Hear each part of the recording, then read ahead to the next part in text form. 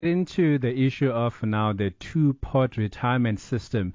Now, this system allows individuals to withdraw a portion of their retirement savings before retirement, providing some immediate financial relief in times of need. However, while it may seem like a helpful solution, it comes with significant long-term implications. Let me repeat that, Bahul. Please underline that. Long-term, it comes with a long-term implications. So joining us today to talk more about this is Stian, the head of financial planning at NMG Benefits. Now, Stian is here to shed some light on the pros and cons of making early withdrawals. Stian, welcome to Life and Money right here on UFM. Good evening, Tapelo. I really appreciate your time. Help us then by explaining what the two-pot retirement system actually is as a basis and how does it work? Yes, in September last year, it was a major big hype where people are able now to access a portion of their retirement fund on an annual basis. And that obviously started in September last year. And why we're obviously talking about it now, because we are next week moving into a new financial year. Yes. So people have the opportunity to do that again next year and access a portion of their retirement funds, which actually includes retirement annuities as well, not just their pension and profit. Oh, I see. That's quite interesting. I thought the annuities were not included here. No, it's included. Oh my goodness. But we've also heard that there's 2.6 million applications for two-pot withdrawals in just 5 months, which speaks to the hype that you are talking about after the system was implemented. What does this tell us about South Africans and their financial behavior and maybe their needs? Yeah, it's a staggering. It's 43 billion rand that was withdrawn from pension fund money. Yeah, a lot of money. And the scary thing is, it's more than 11 billion rand that the government lined their coffers with. Yes. So that's the other thing that people do not know, is that there was a lot of money that went into the government coffers as well with the taxes that was earned from it. So it just tells you that people are currently financial in dire straits, and unfortunately it is not just and your previous the lady from FNB spoke about it, and unfortunately sometimes it's not a financial problem where people do not have enough money. Yeah. It's sometimes a thinking problem, and unfortunately we sit in a scenario where people want to keep up with the Joneses, and now they on an annual basis think their retirement funding are starting to become a piggy bank to dip into on an annual basis. Even the Kardashians are apparently next door as well. So the Joneses and the Kardashians. But what are the long-term implications of withdrawing from your retirement savings early, particularly when it comes to the loss or potential loss of compound interest that the fund might get over time? So just stepping one step back is, the one thing that people do not understand is that when it comes to your taxes, there's a difference between what you call an average tax rate and a marginal tax rate. The one is the higher tax rate. The marginal. When you contribute towards your retirement plan every year in your pension, your provident fund, your deduction is on your average tax rate, which is your lower tax rate. Yes. Now, the moment you withdraw money from your two-pot, you are taxed on your marginal tax rate. Now, that can be up to 15% higher, which means, in essence, you are giving us 15% of your money. Now, a lot of people complain about giving 15% of their money to other people, but they are gladly giving it away of their money. Yeah, I'm sure SARS is happy.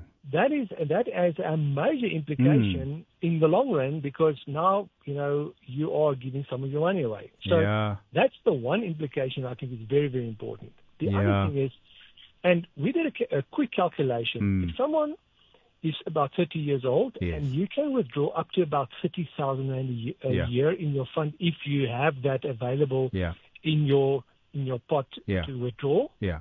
Now, the future value over a 30-year period of that 30,000 rand is up to 600,000 rand less money in retirement. just by one small decision this year to withdraw. Yes. My goodness. So it is the power of compound interest in a pension fund. Remember, a savings account has about a 7-8% interest rate.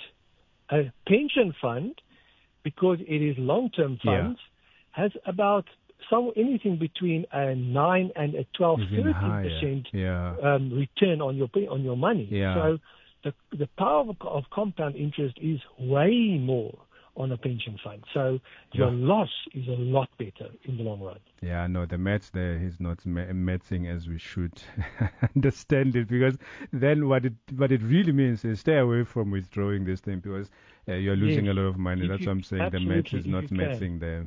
So it's not supposed to be your emergency fund. So take the advice of what the colleague says about start with an emergency fund. Yeah. Your two-pot money is not an emergency and it's not an emergency fund. Leave it right there till retirement. And I think you mentioned a very important thing about the difference between your average tax and your marginal tax. I think SARS did mention it's marginal, but they never really helped people understand what marginal means. And so a lot of people thought, it's the same tax that I'm paying, only to be shocked when their money were deposited that actually the tax was much higher. And I think we saw an uproar and people complaining. I don't know if maybe it was that misinformation and maybe not understanding the difference. Yeah, and unfortunately that is the case. And there are a few incidents that's happened where some of the service providers, and everyone has the prerogative as a service provider to do the way they want to deduct the tax. Yeah. So we've had some service providers that didn't deduct any tax on the two-pot. So now the problem is when you look at your retirement or your tax returns coming in now, people are going to get to a position where they are going to have a tax liability on the tax return, and SARS is going to say, you owe me money, and you've spent that money already. Yeah, that's a big problem. Now SARS is going to say, you've already spent that money, but you owe me a portion of that marginal money that you've already spent. Yeah, if anyone has ever dealt with SARS, they know you don't want to have that conversation with SARS. No, it's a very long, tedious one, because you'll have to take certain documents, and it's really not a good one. But let's end with this one. Yeah, yes, sir. What I want to advise the listeners is the only time where you really want to access that money is if you really, really do have an emergency. Yeah. Like a medical crisis, or maybe a job loss, or an eviction, or a loss, or legal troubles, or a very high, excessive loan shark debt. Yeah. But in any other circumstances, don't go and buy. Say I want to go and buy a luxury items or a nice watch or something. Don't go and do that. Yeah. Don't go and do that. It must be the last resort, and it must be in dire situations and circumstances.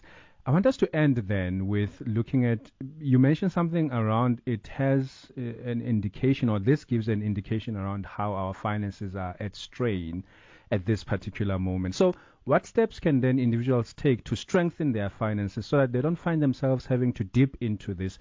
I know you mentioned with Messmart that one of them is maybe creating an emergency fund, but what else? So I think the first step is it's very difficult to know how to swim if you can't swim. Yes. So get a coach. Get a financial planner, not someone that's trying to sell you a product. Get someone that can help you with how to set up a budget. Look at your budget. Look at creating a long-term financial plan for yourself, and then look at things like reduce your debt. Yes. And that's very important. Create a proper financial plan around your goals, your strategies.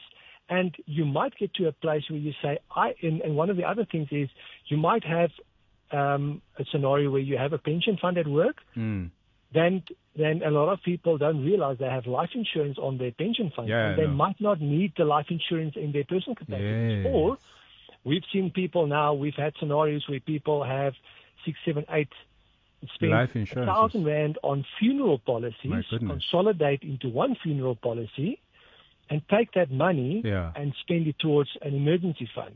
So consolidate your debt, consolidate your life insurance. So, but get help. Talk to a professional, and don't try to save yourself if you can't swim.